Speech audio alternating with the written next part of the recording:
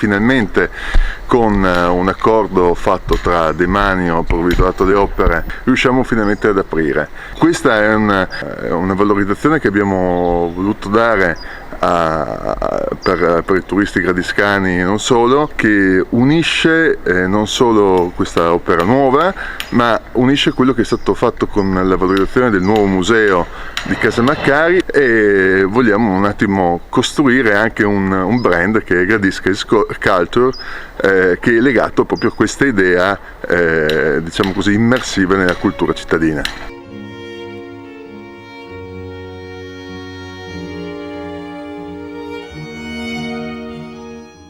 Si dice che in questa zona sia nato anche un insediamento romano, di cui però ormai non ci sono più tracce.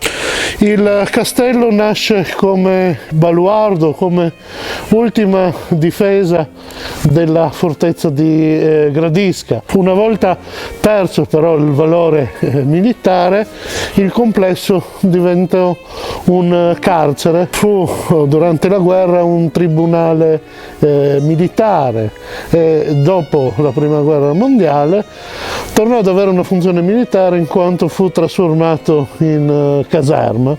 Da quest'altra parte poi troviamo il palazzo principale, che è il palazzo del capitano, dove di solito soggiornava il capitano della fortezza. Successivamente, durante il periodo del carcere, questo è diventato il corpo principale del carcere per i reati comuni, ma pensate che era 3 volte più grande, arrivava praticamente fino alle mura.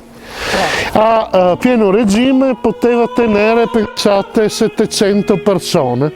Si dice che siano passate per anche grandi personalità dell'irredentismo italiano, quali Silvio Pellico, Confalonieri. Da qua si può vedere la polveriera veneta. È stata furbescamente costruita all'esterno, perché fosse costruita all'interno poteva scoppiare e distruggere l'intero castello. Lungo il percorso di ronda trovate anche delle garritte che sono state costruite nel periodo della prima guerra mondiale.